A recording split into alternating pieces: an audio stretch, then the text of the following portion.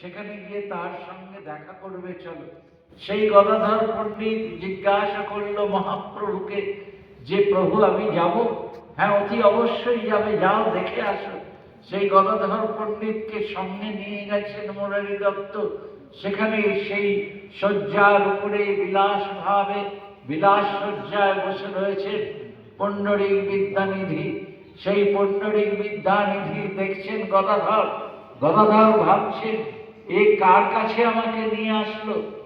এই মহাপ্রভু আমাকে এই রকম বিলাস ব্যাসনে রত রয়েছে, এইরকম বৈষ্ণব, সারা অঙ্গে আতরের গন্ধ, গোছানো ধুতি পরে, মাথায় সুগন্ধি তেল নিয়ে দাসীরা বাতাস দিচ্ছে, শয্যার উপরে তামাক গড়গড়ি খাচ্ছে, সেই রকম এ আবার বৈষ্ণব নাকি? গদাধরের মনে সংশয়। তখন কৃপাময় মহাপ্রভু কিন্তু তাকে পাঠিয়েছেন বৈষ্ণবের কৃপা আশীর্বাদ নেবার জন্য। গদাধর তখন পণ্ডরিক বলল যে মুরারি, এতদিন পরে তুমি এসেছ, একটি ভগবানের কথা শোনাও না আমাকে। সেই মুরারি তখন সেই রাসের বিখ্যাত শ্লোক বরহা পীরম অদ্ভুত ভাবে, সুন্দর ভাবে, সঙ্গীর মাধুর্যে, প্রাণের আকুতিতে বরহা পীরম নটবর বপু কর্ণয়া কর্ণিকারম বিখ্যাতমাস কনক কপিশন বৈজয়ন্তিম জমালা রন্ধ্রান বেন রধর সুধয়ন পূরয়ন গোপবৃন্দৈ বৃন্দারণ্যং শবদ রমণং প্রাবিশদ গোমুকীর্তি। শ্লোকের মাধুর্য নিজের মনকে চঞ্চল করে দেয়। একবার যে শ্রী ভগবানের যে চলন বিগ্রহ, তাকে যখন বৃন্দাবন ভূমিতে দর্শন করা যায়, এই শ্লোকের সঙ্গে সঙ্গে নিজের সমস্ত অঙ্গ পুলকিত হয়ে ওঠে। ওই বৈষ্ণব আচার্য পণ্ডরিক বিদ্যানিধি তিনিও আর স্থির থাকতে পারলেন না। মুরারির কণ্ঠে এই অপূর্ব শ্লোক মাধুর্য শুনে তিনিও সেই অঙ্গনের মধ্যে গড়াগড়ি দিতে লাগলেন, আকুলি বিকুলি করতে লাগলেন, ক্রন্দন করতে লাগলেন।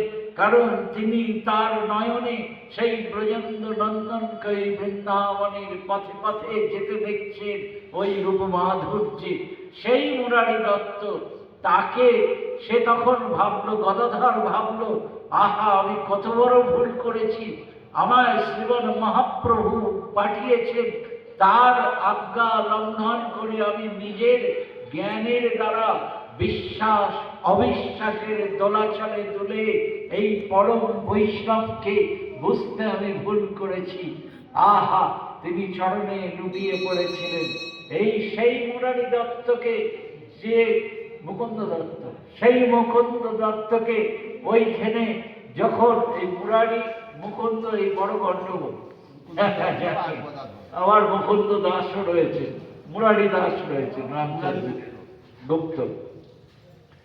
তো কথা হচ্ছে যে সেই মুকুন্দ দত্ত তিনি ওই যখন ওই তাকে মহাপ্রভু কৃপা করছেন না, তাকে সবাইকে কৃপা করছেন, তাকে তো কৃপা করছেন না। তারপর মহাপ্রভুর কাছে গিয়ে যখন শ্রীবাস জিজ্ঞাসা করলেন যে প্রভু, তুমি তো সবাইকে কৃপা করছো, কিন্তু তুমি তো মুকুন্দকে কৃপা করছো না প্রভু। বলল, যাও ওকে গিয়ে বলো, কোটি বৎসর পরে ওর কৃপা, ওকে আমি কৃপা দেব। শ্রীবাস বিষণ্ণ বদনে গিয়ে সেই মুকুন্দকে বলল যে প্রভু বলেছেন তোমাকে কৃপা করবেন, কিন্তু কোটি বৎসর পরে তোমাকে কৃপা করবেন প্রভু বলেছেন। মুকুন্দ আনন্দে নৃত্য করতে লাগলো যে প্রভু তো বলেছেন যে প্রভু আমাকে কৃপা করবেন, আমি এই কোটি বৎসর নিমেষে পার করে দেব প্রভুর নাম করতে করতে। এই যে ভগবত কৃপা পাওয়ার যে এই আকাঙ্ক্ষা, এই যে অতি অবশ্যই আমার প্রাণবন্ধ, তিনি অবশ্যই আমার প্রতি লক্ষ্য রাখছেন, আমার কিভাবে ভজন অগ্রসর হচ্ছে, আমার কিভাবে নিজের এই সাধনার পথ কিভাবে চলছে, তিনি অতি অবশ্যই আমাকে লক্ষ্য রাখছেন। ভগবানকে পাওয়ার জন্য কতটা নির্মল হতে হয় হৃদয়কে, কতটা পবিত্র রাখতে হয় পুষ্প দ্বারা। যেমন যখন আমরা শৃঙ্গার